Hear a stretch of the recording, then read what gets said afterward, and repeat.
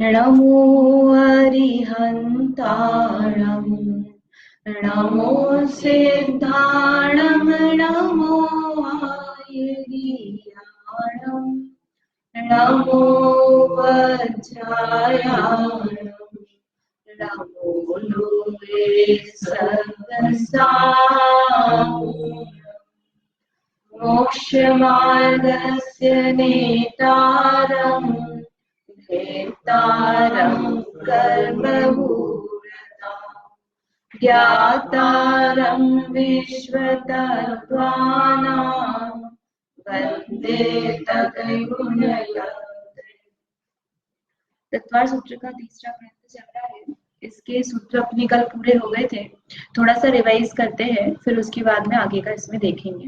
ये 14 कुलकर बताए, तो 14 कुलकर का क्या बताया था यहाँ पर स्वरूप कि एक एक करके भोग भूमि से कर्म भूमि में जो नई नई चीजें चेंज आती है, जब भोग भूमि से कर्म भूमि में ट्रांजिशन होता है तो किस तरह के परिवर्तन आते हैं और उसमें कैसे सॉल्यूशन है और कौन बताता है। तो वो 14 कुलकर हैं, प्रतिश्रुति, सन्मति, क्षेमंकर, क्षेमंधर, सीमंकर, सीमंधर, ऐसे करके ये शुरू के 6 हैं। तो इनके समय तक कितना हो गया था कि चंद्रमा सूर्य दिखने लगे, फिर तारे दिखने लगे, फिर जो कल्प वृक्ष है उनकी जो चीजें हैं वो खत्म होने लग गई, बाउंड्री बना दी, और जानवर जो है वो उपद्रवी होने लग गए, फिर जानवर बाद में खाने भी लग गए।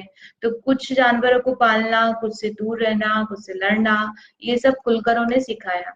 फिर बाद के जो कुलकर थे उनके समय में क्या हुआ कि जो बच्चे थे, भोग भूमि के जीव जो रहते हैं, कपल रहते हैं, तो उनके बच्चे होते हैं, उनका बिना मुख देखे ही वो मर जाते थे। तो अब इनके समय से क्या होने लगा कि वो मुख देखने लगे, थोड़े समय तक जीवित रहने लगे और फिर उनका मरण होने लगा।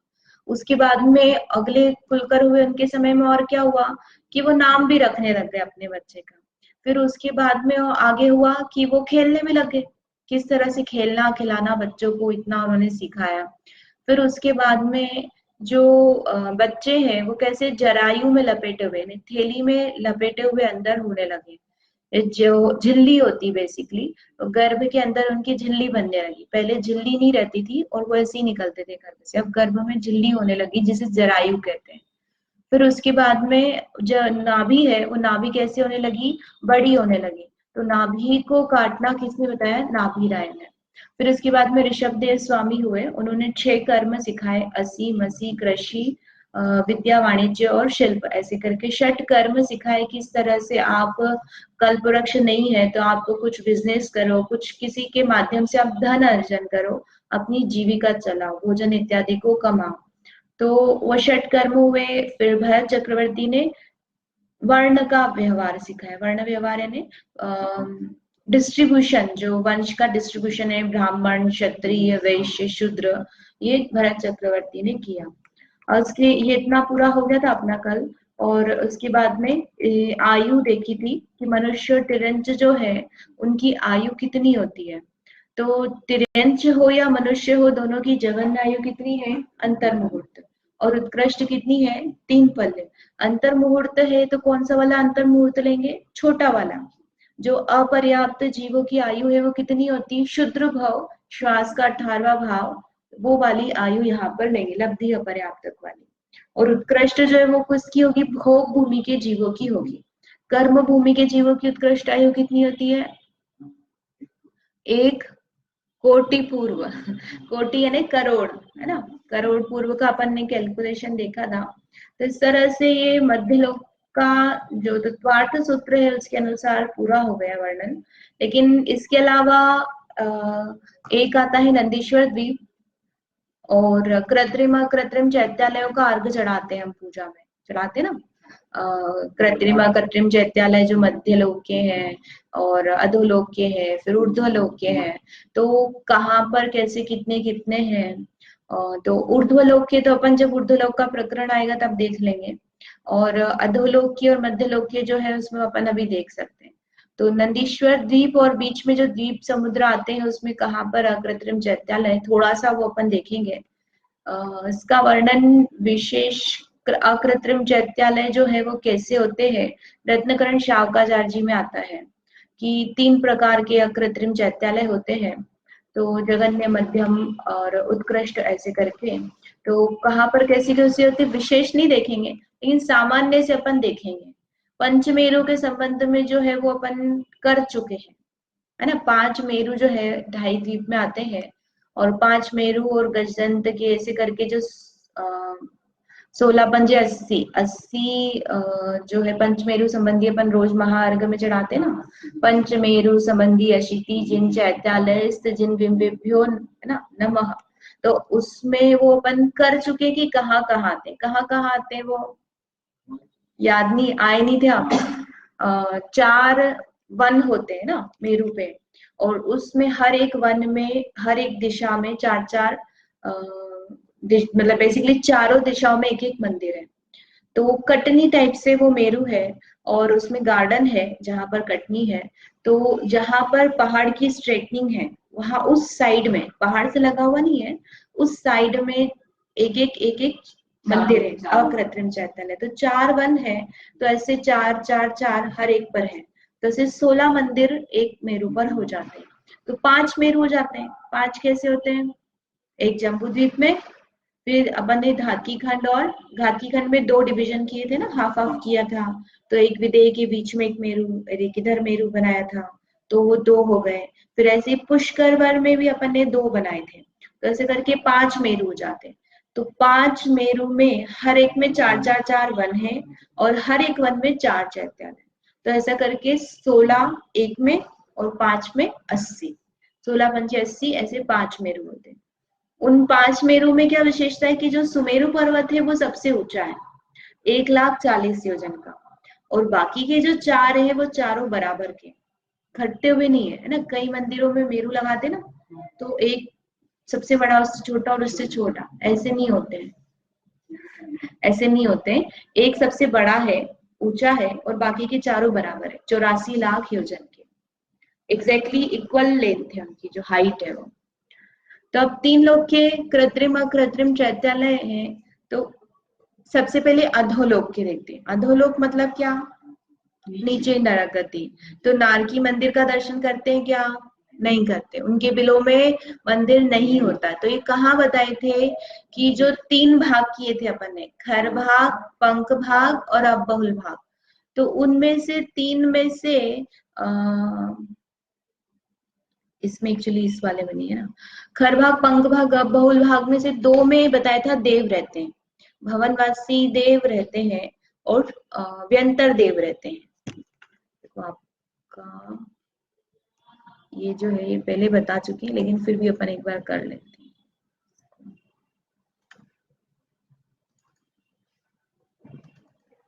मध्य लोक, अधोलोक।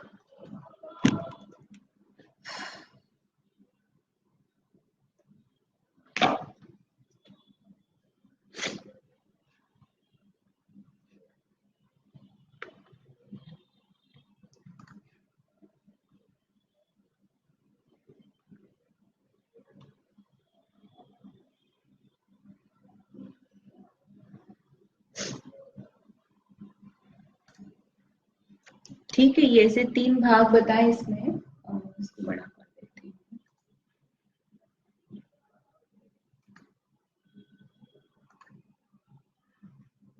खर भाग, पंख भाग और अबहुल भाग। तो कहाँ पर आते हैं ये भाग, कि ये जो पिक्चर है इसमें 3 भाग की है, 3 स्लाइस, 3 मंजिल टाइप से। तो यहाँ नीचे थर्ड वाले में तो कौन रहते हैं, अबहुल में नारकी रहते हैं, खर और पंख में कौन रहते हैं, देव रहते हैं। तो देवों के 4 प्रकार है, उसमें से 2 प्रकार के देव यहाँ बताए थे।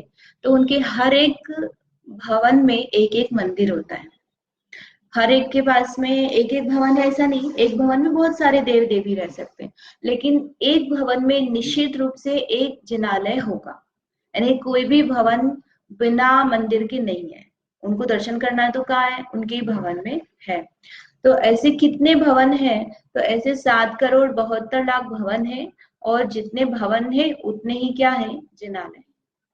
कितने लिखे यहाँ पे, 7,72,00,000 अकृत्रिम चैत्यालय है। इसका मतलब क्या हुआ, इतने ही देवों के भवन है। कहाँ पर है, अधोलोक में। अधोलोक में भी सिर्फ कहाँ है, जो पहली पृथ्वी, रत्नप्रभा पृथ्वी, उसके खर और पंख भाग में है। हाँ, 2 भाग में।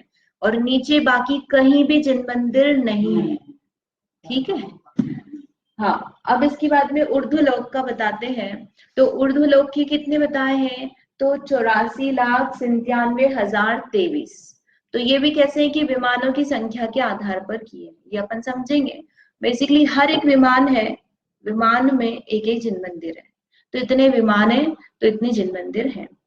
फिर मध्य लोक में कितने हैं, तो 458। कितने हैं, 458 का अर्घ चढ़ा है कभी नहीं। विधान में जो करते ना, 3 लोक विधान, 3 लोक मंडल विधान या इंद्रध्वज विधान, तो उसमें आप अलग अलग अलग अलग एक जगह ये सब रक्षार के और इसके सब आते हैं। तो अब आप जब कभी करो तो ध्यान रखना। बाकी ये संख्या है, ये इनका तो अर्घ चढ़ाते हैं। 7,72,00,000 कृत्रिम अकृत्रिम चैत्यालय, अधोलोक के, ऊर्ध्वलोक के और मध्य लोक के। जो ये जिन भारती या ये क्या है, लाल वाली किताब होती है ना पूजा की, प्रदीप पूजा पाठ प्रदीप वाली जो है, तो उसमें पहली पूजा होती है, उसके बाद में शांति पाठ विसर्जन पाठ रहता है। तो उसमें जनरली पहली पूजा के बाद कृत्रिम चैत्यालय का अर्घ भी दिया हुआ रहता है, जो अर्घ चढ़ाते हैं ना। हाँ, इस तरह से दिए हुए रहते हैं उसमें। तो उसमें से संस्कृत वाला है, या आप देखोगे तो उसमें ये संख्या मिलेगी कितने अर्घ। कृत्रिम अकृत्रिम बोल रहे हो तो कृत्रिम तो कौन से हो गए, जो अपन ने बनाए। अकृत्रिम कौन से हैं, कि जो बनाए हुए नहीं है, अनादि काल से बने हुए हैं, उनको किसी ने बनाया नहीं, इसलिए उनको क्या कहा है, अकृत्रिम चैत्यालय। तब ये कुल कितने हो गए, तो 8,56,97,481 ये टोटल है। तब इसमें से अपन ये दोनों नहीं देखेंगे, कौन से देखेंगे, 458 कैसे होते हैं। ये मध्य लोक से मतलब है अपने को, मध्य लोक में रहते हैं तो मध्य लोक में क्या 458 ही होते हैं क्या, कि नहीं 458 ही होते हैं ऐसा नहीं है, इससे ज्यादा भी होते हैं। लेकिन ज्यादा मतलब असंख्यात होते हैं। असंख्यात कैसे होते हैं, कि जैसे हमने देवी के बारे में समझा था, जो 6 सरोवर है, 6 सरोवर में कमल होते हैं, कमल के बीच में देवी होती, देवी का भवन होता है, श्री री ऋति कीर्ति बुद्धि लक्ष्मी, ऐसे 6 देवियां बताई। उनके हर एक कमल में मंदिर है, छोटे छोटे में कमल है उसमें मंदिर है। तो ऐसे वृक्ष है, जम्बू वृक्ष, घातकी वृक्ष, ऐसे वृक्ष है, तो वृक्ष में देवों के भवन है, मंदिर है। तो ऐसे बहुत सारे असंख्यात द्वीप समुद्र है, तो ऐसे बहुत सारी जगह पर मंदिर है। और इसके अलावा बहुत सारी जगह मतलब कि जैसे ज्योतिषी देव है, सूरज चंद्रमा ना ये, तो अपने यहाँ पर तो 2 सूर्य 2 चंद्रमा ही है, लेकिन पूरे मध्य लोक में असंख्यात है इनकी संख्या। और हर एक विमान में जिन मंदिर होता है, ये सूरज है ना, इसमें जिन मंदिर है, चंद्रमा है उसमें भी जिन मंदिर है, तो हर एक विमान में जिन मंदिर होता है। तो ऐसे असंख्यात हो जाते हैं, तो उनको काउंटिंग में नहीं लिया है। ज्योतिषी देव, जो ज्योतिषी आएगा अभी 4थे अध्याय में, पूरा देवों का आएगा, तब अपन समझेंगे। तो इस तरह से ये 458 जो मूल मुख्य रूप से है, उनको अपन यहाँ पर देखेंगे कि कैसे होते हैं। तो मध्य लोक के 458 जो वो कैसे होते हैं, कि 398 तो होते हैं ढाई द्वीप संबंधी, और ढाई द्वीप के बाहर कितने होते हैं, 60। ढाई द्वीप मतलब क्या क्या हो जाएगा,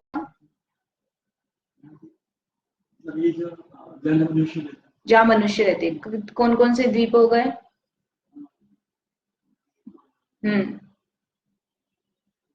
जम्बू द्वीप, फिर धातकी खंड, और फिर लवण समुद्र, सॉरी लवण समुद्र नहीं, पुष्कर वन, 3 द्वीप आते हैं ना, अपन ने 3 की बात करी है। ये ढाई का नाम याद होना चाहिए, क्योंकि यहाँ पर अपन रहते हैं और अपने को काम पड़ता है। तो जम्बू द्वीप पहला द्वीप है, दूसरा धातकी खंड है, और तीसरा पुष्करार्ध बोलेंगे उसको ना। पूरा नाम है पुष्करवर, लेकिन अपन ढाई ले रहे हैं ना, आधा ले रहे हैं, तो पुष्करार्ध, पुष्कर का अर्ध। तो ऐसे करके ढाई द्वीप में कितने हैं, 398। ढाई द्वीप की पिक्चर यहाँ ना आ जाती है सामने। और 2.5 द्वीप के बाहर, 2.5 द्वीप के बाहर कौन से लेंगे, जो अपना मानुषोत्तर पर्वत हो गया, उसके बाद में को और भी जैसे नंदीश्वर द्वीप आएगा। तो ऐसे बीच बीच में द्वीप समुद्र में जो द्वीप हैं, उन द्वीपों पर जो अकृत्रिम चैत्यालय हैं वो हैं। तो वो कितने हैं, वो 60 हैं। तो अब 2.5 द्वीप में 398 कैसे होते हैं, 398 398 और 60 कैसे होते हैं।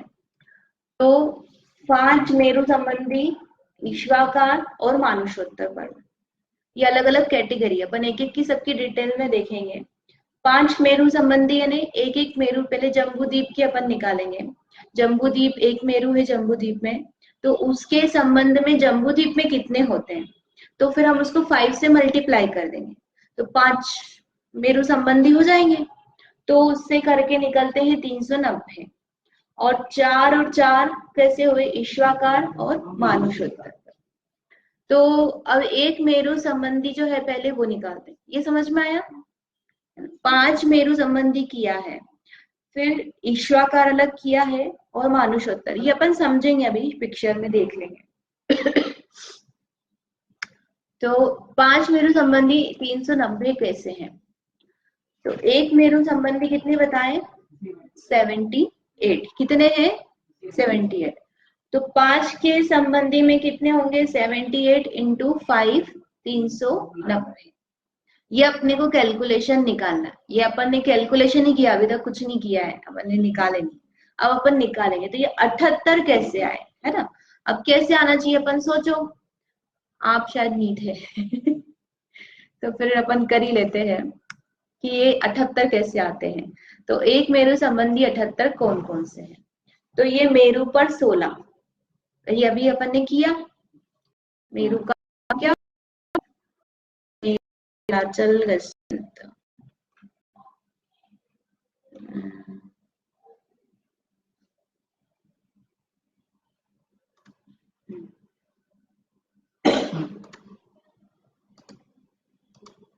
ठीक है, ये मेरु है अपना।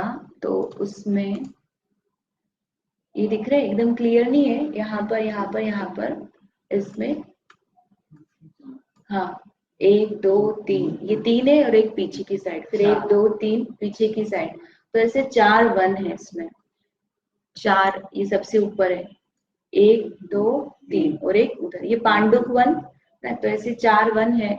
तो हर एक वन में है 4 है, तो चारों वनों में हर एक दिशा में एक एक कृत्रिम चैत्यालय है। तो यहाँ पे 16 होना चाहिए, 4 जो 16। तो 5 मेरु संबंधी कितने हो जाएंगे, 80। तो अपन यहाँ पर अभी 16 ही ले रहे हैं, एक मेरु का निकाल रहे ना। फिर मेरु के बाद में आता है जम्बू वृक्ष, जम्बू द्वीप का नाम अपन ने जम्बू वृक्ष के नाम पर रखा है। तो ऐसे 2 वृक्ष होते हैं, जम्बू वृक्ष और शालमली। तो ये जो जम्बू वृक्ष है, इसमें 4 शाखाएं होती है, तो 3 शाखाओं पर भवन है और एक पर मंदिर होता है। तो ये जो मंदिर है इसको इनलार्ज कर लेते हैं, ठीक है, ये दिख रहा है यहाँ पे, ये मंदिर। और ये 3 क्या है, देवों के भवन, देव रहते हैं, जो व्यंतर देव है वो यहाँ ऐसे वृक्षों पर रहते हैं, इनके बराबर से भवन होते हैं।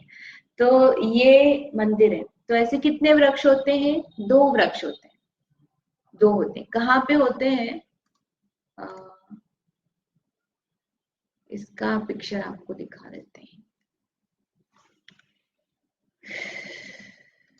ये सब क्या कर चुके, लेकिन वो जितनी बार अपन करो ना उतना याद रहता है, ये एक बार में याद नहीं रहता है।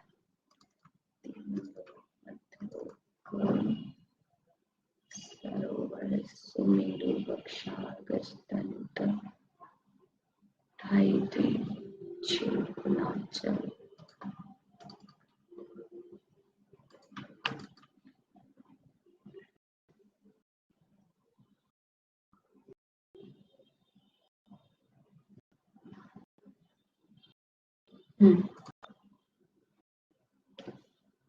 ये जो है, ये क्या बताया है,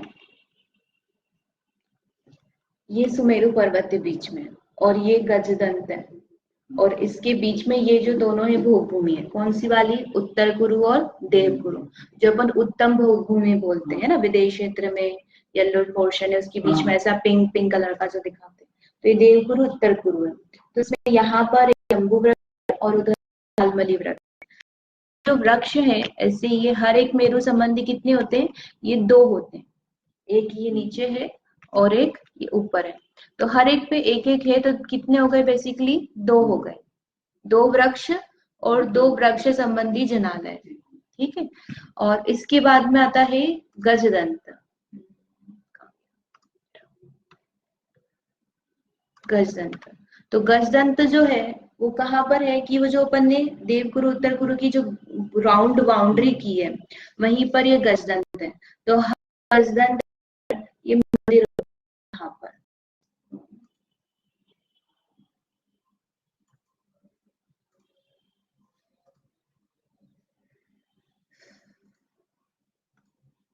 यहाँ पर ये जो दिख रहा है ना स्टार्टिंग में, तो ये कहाँ आएगा, जो ये सुमेरु पर्वत है ऐसा गोल यहाँ पे, और ये उसके उधर ऐसा गोल निकल के जा रहा है। तो बेसिकली जहाँ सुमेरु पर्वत है उससे वहां पर जो उसका पॉइंट निकल पहाड़, एक मिनट ऐसे ही कर लेते हैं।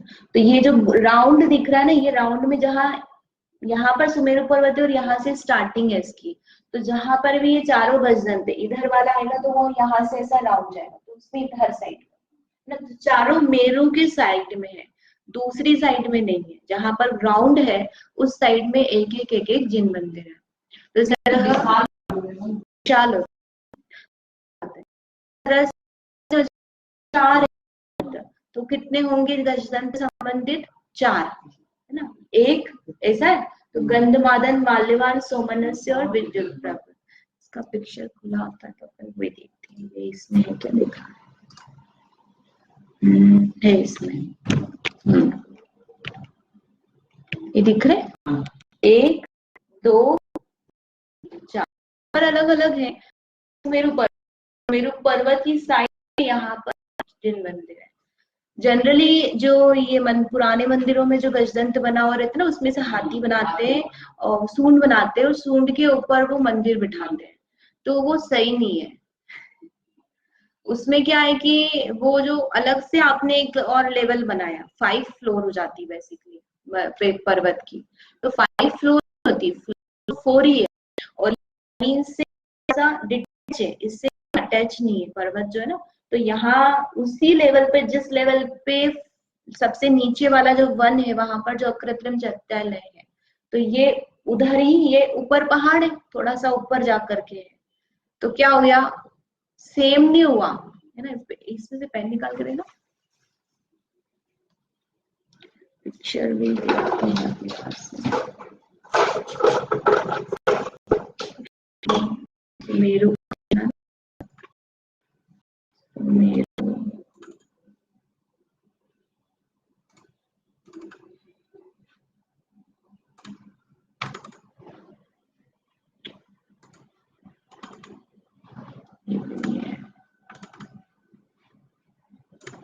अपने पास है नहीं पिक्चर, चलो ऐसे बता देते हैं। तो ये जो सुमेरु पर्वत है इसमें यहाँ भद्र वन है, तो यहाँ पर ऐसे अपन ने 3 मंदिर बनाए और इधर ही क्या निकल रहा है, गजदंत निकल। तो गजदंत जो है वो पहाड़ है, तो पहाड़ है तो वो क्या होगा, ऊपर होगा, ये नीचे है और ये क्या हो गया, ये ऊपर। इस तरह से ये मंदिर लेवल में नहीं है। और जो मंदिरों में बनते हैं उसमें क्या होता है, वो ऐसे स्ट्रेट बनाते हैं ना, तो एक मंदिर यहाँ, एक यहाँ, यहाँ करते और फिर एक करते और ऐसे वो गजदंत निकालते हैं, और उस गजदंत में यहाँ पर फिर मंदिर बनाते हैं, तो ये एक एक्स्ट्रा लेवल ऐड हो जाता है, जबकि एक्चुअल में ऐसा नहीं है। ठीक है, वो पुराने जो उनकी जैसी बनती है कल्पना या अंडरस्टैंडिंग थी तो उस हिसाब से बनाया हुए, पर एक्चुअल में ऐसे नहीं। तो कितने हो गए टोटल करेंगे तो अभी अपन, मेरू के संबंध में 4, फिर वृक्ष के संबंध में 2, और फिर गजदंत के कितने हो गए, 4 ना। अब इसके बाद में क्या है, गजदंत के बाद में पर्वत आते हैं, है ना, पर्वत का आप ब्लैक एंड व्हाइट ही दिखा देते हैं। कुलाचल,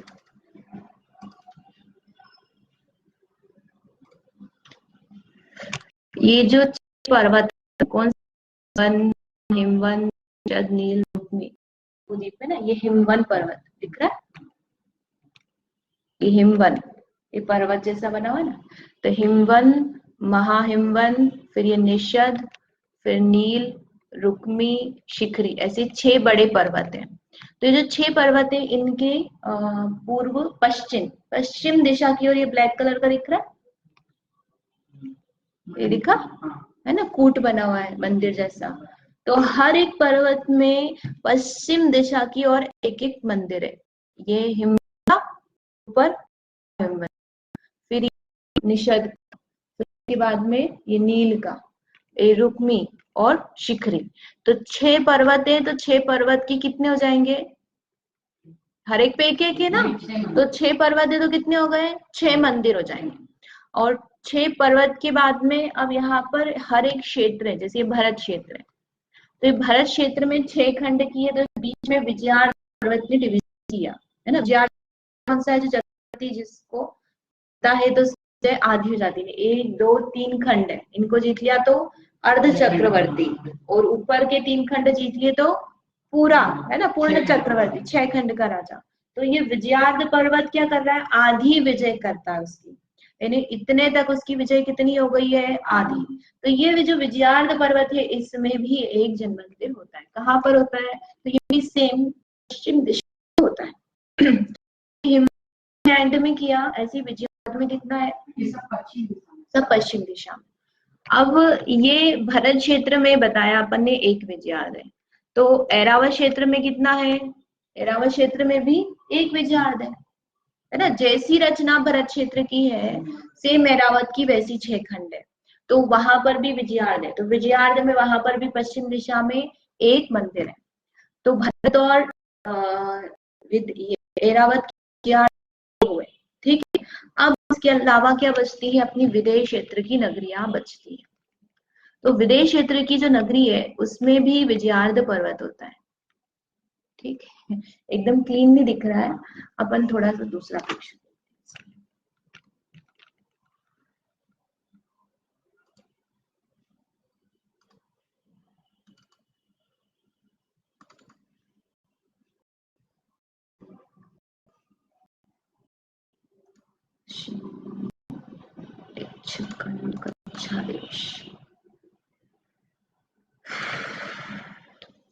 तो ये जो एक एक नगरी है, इसमें 6 खंड होते हैं, आर्य और 5 मलेच्छ खंड, और इसमें भी सेम टू सेम क्या है, ये विजयार्ध पर्वत है। तो इसमें भी हर एक विजयार्ध पर्वत पश्चिम की ओर क्या होंगे, मंदिर होंगे, दिख नहीं रहा है, लेकिन यहाँ पर हर एक में क्या होगा, मंदिर होंगे। तो ऐसे विदेश क्षेत्र की कितनी नगरियां हैं, 32, कितनी है, 32 विदेश क्षेत्र होते हैं। तो 32 विदेश क्षेत्र के विजयार्ध कितने हो गए, 32। तो टोटल विजयार्ध पर्वत यदि हम देखेंगे मध्य जम्बू द्वीप में, कितने हो जाएंगे, 30, है ना। 34 कैसे हुए, एक भरत क्षेत्र का विजयार्ध, एक ऐरावत क्षेत्र का विजयार्ध, और 32 विदेश क्षेत्र के, तो ऐसे कितने हो गए, 34 विजयार्ध पर्वत। तो 34 विजयार्ध के कितने हो गए, 34 मंदिर, ठीक है।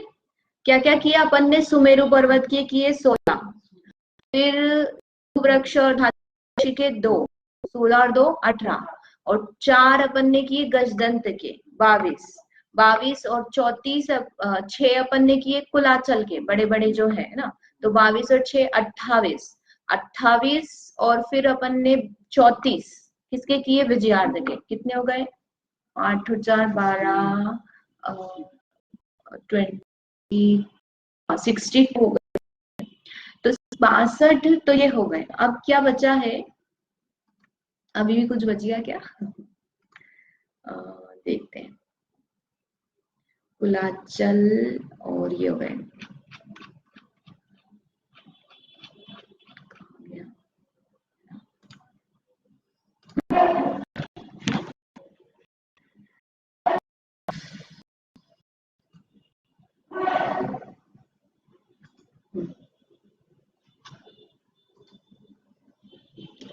तो मेरू के 16, कुलाचल के 6, गजदन के 4, विजयार्ध के 34। हाँ, अब ये बच्चे बख्शारगिरी के। बख्शारगिरी याद है कहाँ बताई थी?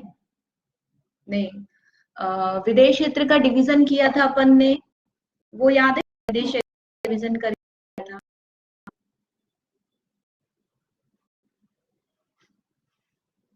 इसी में देखते हैं अपन, पहले इसको बड़ा कर लेते हैं। ये जो अपन ने विदेश क्षेत्र में 32 नगरियां बताई है, ये रेड कलर की दिख रही ना, तो यहाँ पर ये जो 8 डिवीजन हुए, ये 8 डिवीजन कैसे बताए थे? 3 नदी और 4 पर्वत की। एक पर्वत, एक नदी, पर्वत, एक पर्वत का नाम था बख्शार। क्या नाम था? बख्शारगिरी। फिर से कर लेते हैं। तो इसमें ये जो है पर्वत 1, 2, 3, 4, इन चारों का नाम क्या है? बख्शार। क्या नाम है? बख्शारगिरी। तो ये बख्शारगिरी में भी एक एक मंदिर है। कहाँ पर है? कि जिधर साइड रिवर है, जहाँ सीता नदी उस मतलब इधर ही है, इधर की साइड या नदी बह रही है, तो यहाँ इधर साइड 1, 2, 3, 4, तो ऊपर 1/4 हिस्सा जो इसमें 4 हुए। तो ऐसे सेम टू सेम नीचे करेंगे 8 नगरी, तो वहां पर 4 है ना, तो एक साइड में 8 और इधर की साइड में 8, तो टोटल कितने हो गए? 16। कैसे हुए समझ में आए भाभी? फिर से बताते हैं।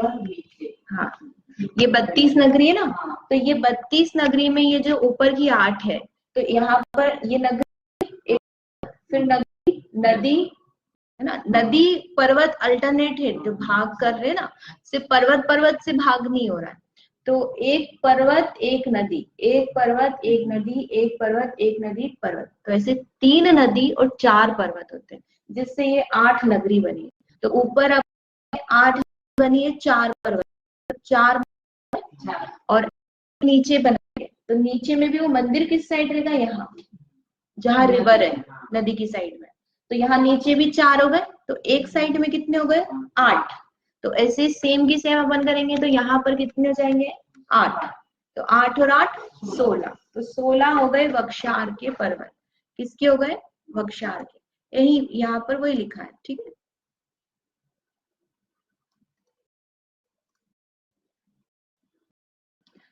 विजयार्ध के 34, बख्शारगिरी के 16, जम्बू वृक्ष, शालमली वृक्ष 1-1।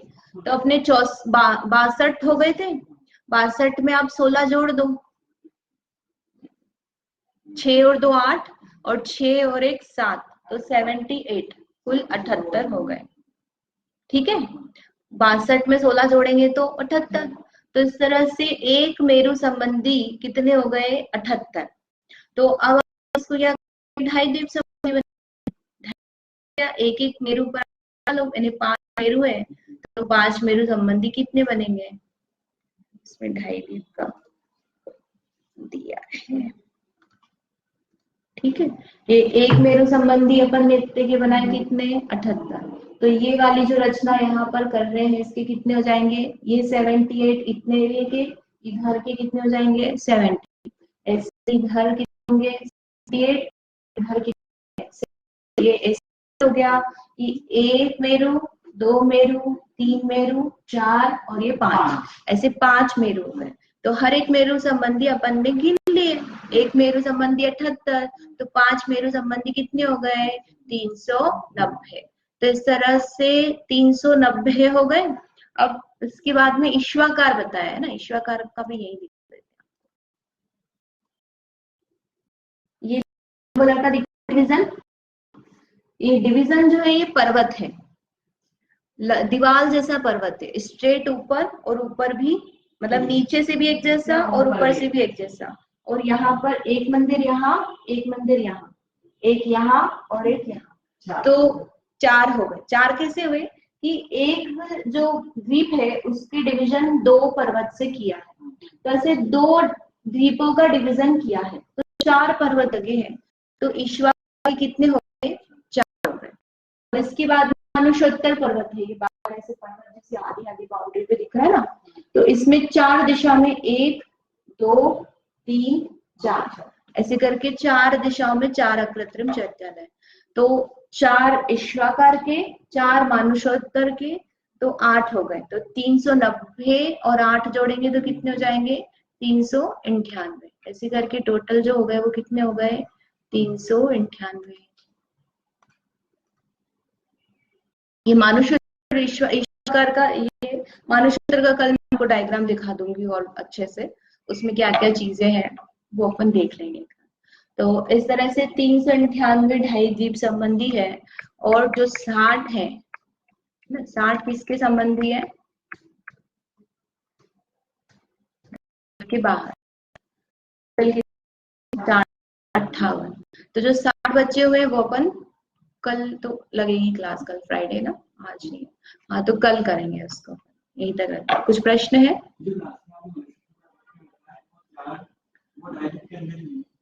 नहीं, ढाई द्वीप के बाहर हो जाएगा, क्योंकि मानुषोत्तर पर्वत के पहले तक मनुष्य जा सकते हैं, उस पर नहीं जा सकते। मानुषोत्तर पर्वत पे वो भी मनुष्य की क्षेत्र की सीमा के बाहर।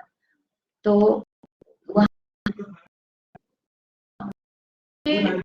हाँ, ढाई मंदिर इसलिए, और मानुषोत्तर लगा हुआ ही है ना ढाई द्वीप से, इसलिए। पर मनुष्य नहीं जा सकता उस पे, ऐसा है।